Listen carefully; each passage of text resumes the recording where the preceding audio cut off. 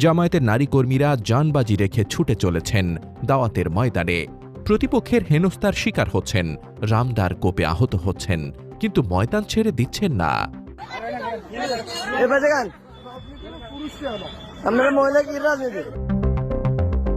তাদের সাথে যোগ দিচ্ছেন সমাজের বিভিন্ন শ্রেণী পেশার নারী।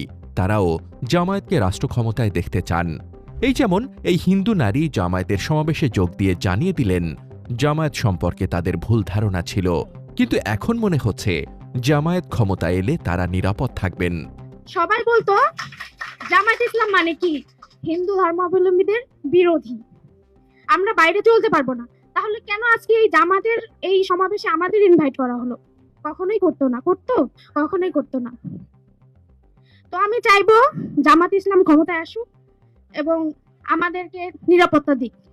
এমন নারী ভোটারদের সাক্ষাৎও মিলছে যারা জামায়াতকে ভোট দেবেন সে কথা সরাসরি না বলে মজা করে ভোটের শর্ত দিচ্ছেন, যা জামায়াতের ইশতেহারের সাথে মিলে যায়। এটা আমি একটু ধাঁধা করে বলি, দেখি আপনারা বের করতে পারেন কিনা। হ্যাঁ, আমি এমন একটা দলকে ভোট দিব যেই দল চাঁদাবাজি করে না, বা চাঁদাবাজির কোনো রেকর্ড নাই, দুর্নীতির কোনো রেকর্ড নাই, যারা নিজেদেরকে জনগণের সেবক মনে করবে, প্রতিনিধি না।